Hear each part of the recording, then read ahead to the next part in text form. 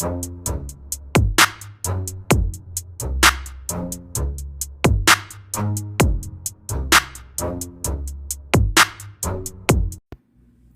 Kelly gang, and as you can tell from the title, alright, for this vlog, we are going to be reacting to Coworkers Are Not Your Friends and Reasons Why. Alright, this is from Emotion by Marat. I will link their stuff down below.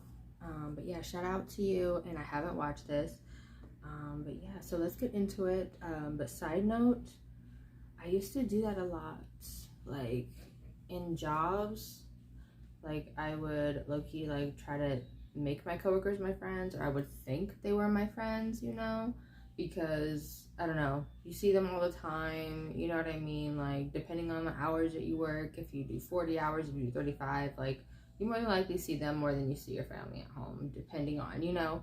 But yeah, so let's get into this. This is really interesting. This really piqued my interest for that reason. And then also, side note, again, one of my exes, they used to have to, like, it got to the point where he had to sit me down and was like, look, your coworkers are not your friends, they're your coworkers, get in, get your money, and get out.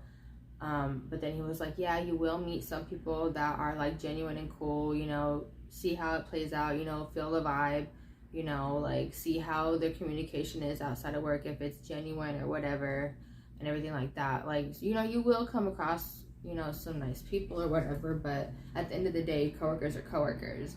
And, you know, he had to sit me down and tell me that, so it was just a whole thing. But yeah, don't come for me, my eyes are on fire. Like, this eye is hurting so bad. I don't know if it's this white eyeliner, but I noticed, yeah, or it's probably the white eyeliner and this green eyeshadow, I'm not really sure. But yeah, let me know what you think of the look. But yeah, so let's get into this reaction. Jackson. All right, so let's go, Cali gang. All right, got my little chocolate muffins, and then I have a cup of water. So yeah, let's go. Oh my gosh.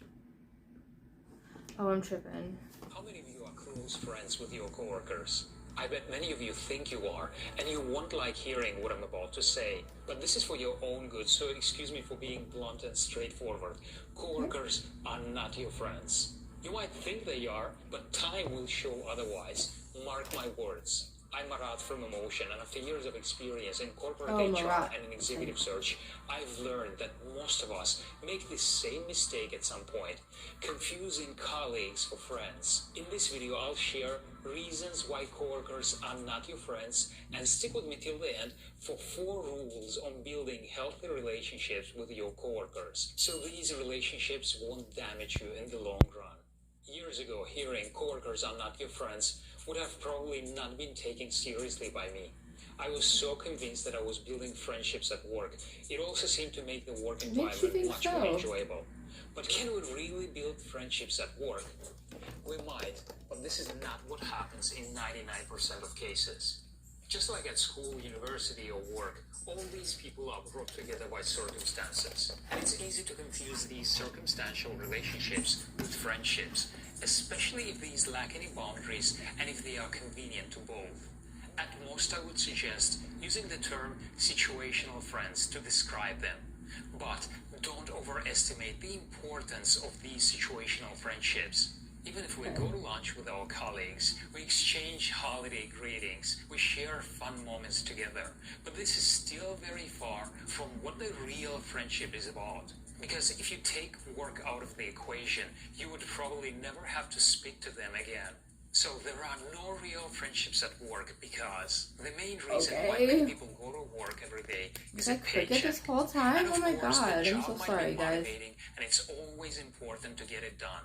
For so many people, the idea is also about climbing up within the organization to get more money, to get more visibility and influence. While some of us have strong values and integrity, we choose hard work and legitimate ways of achieving our career goals. There will always be others with cruel intentions. People that are totally willing to throw anyone under the bus, anyone that stands in between them and their goals. For these people, work is all about competition, which is why being friends with people like that will only mean harm important to you. And the sooner you realize it, the better it is for your career. The next reason, there is a big difference between working with friends and making friends with people you work with. Because the first ones have been picked by you, because you trust someone you call your friend. But you can't choose or pick your colleagues the way you pick your true friends. It's hard to know what their agenda is, which is why you can't trust them with personal information. Even though right now you might spend all of your time with your colleagues, there will always come a time when one of you is going to move on. And once that happens, it's extremely rare for you to maintain a close bond. The vast majority of the time, these people stop being important in your life. Think of all the people you've met at school, university, or work. How many of those are still dear friends to you? And I'm not just talking about being friends on Facebook. I'm talking about really meeting with them, caring for them, constantly keeping in touch with them, in person or through video calls, for example. You know, school friends disappear when you graduate. Single friends disappear when you get married. Gym friends disappear once you leave the gym. The list goes on and on. Your situational friends come and go. On a side note, I really have to give a vote of confidence for those situational friendships which still have a base in common, like a common interest such as a drawing class, sports, art, or even a certain language. Any interest which you still share. And all these reasons don't mean that you should stop socializing at your workplace. Just be conscious and clear that any of these situational friends can disappear at any time. Or even worse, get a certain agenda against you and make your life really difficult. And just as I promised, here are the 4 rules which you have to apply to keep your relationships at work as healthy as possible. Okay. To protect yourself from betrayals and other unpleasant situations. What are they? Rule number 1 is don't overshare.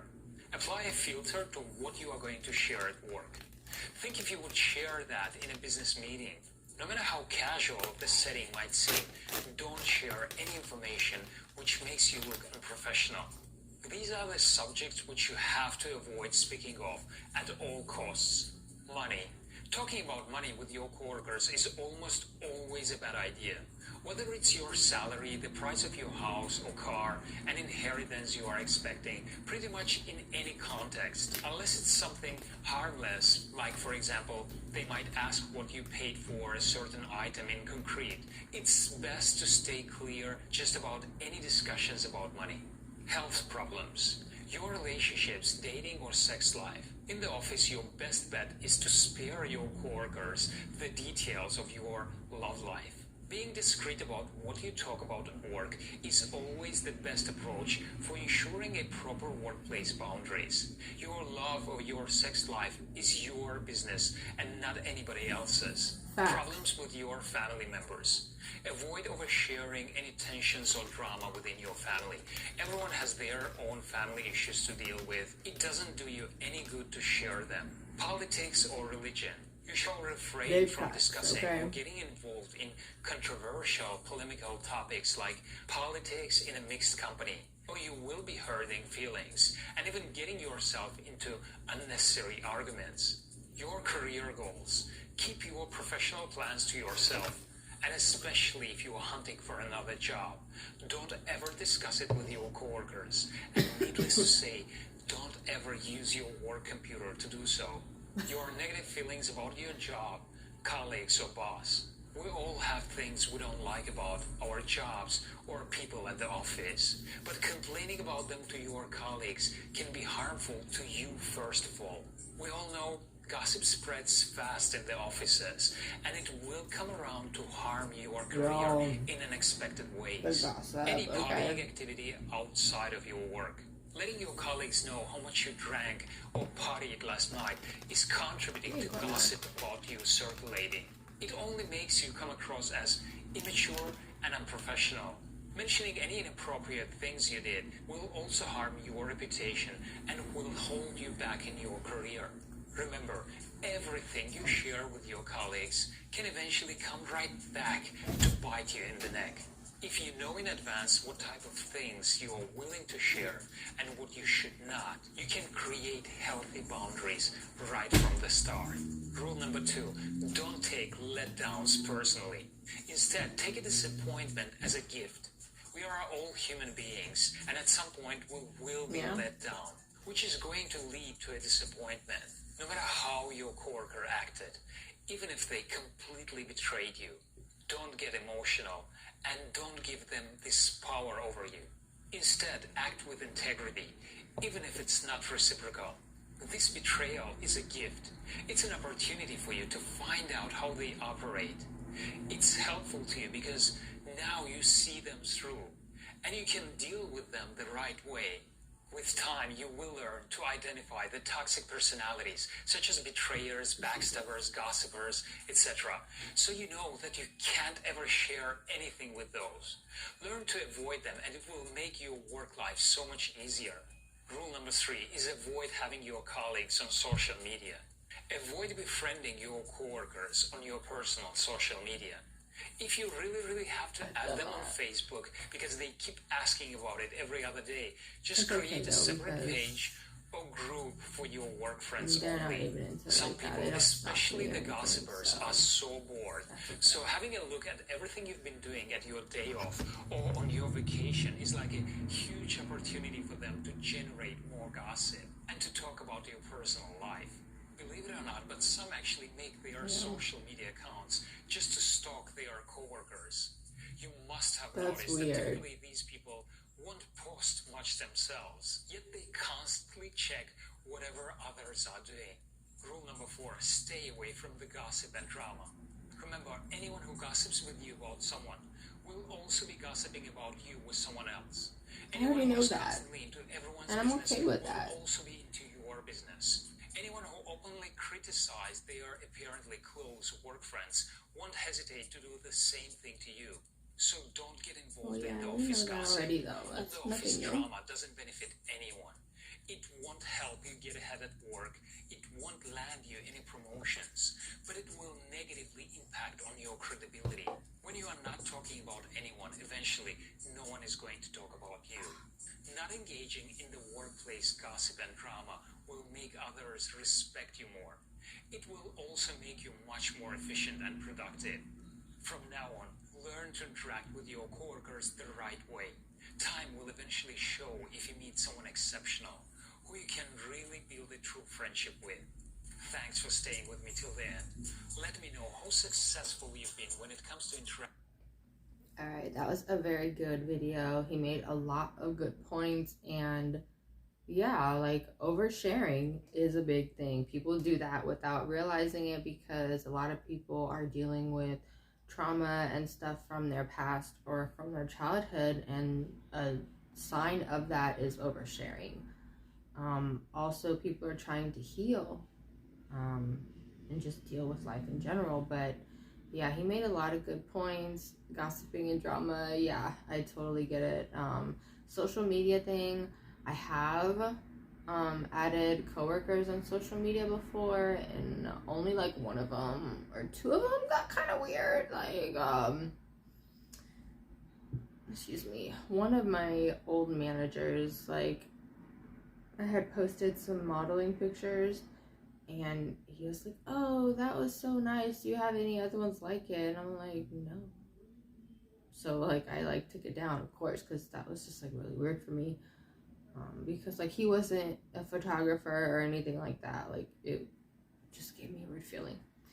And then another one of my other coworkers, I don't know, like, and then it sucked because like he took in my cat, right? But then at the same time, the relationship I was in, he was very controlling, very insecure. Like, I couldn't have no male friends. Like, God forbid I go to my homegirl's house for a couple hours and not speak with him or text him. Like, that whole story's in another video. I'll link it down below or put it in a card throughout the video. But yeah, thank you so much for tuning in to this reaction with me. I hope it isn't too long.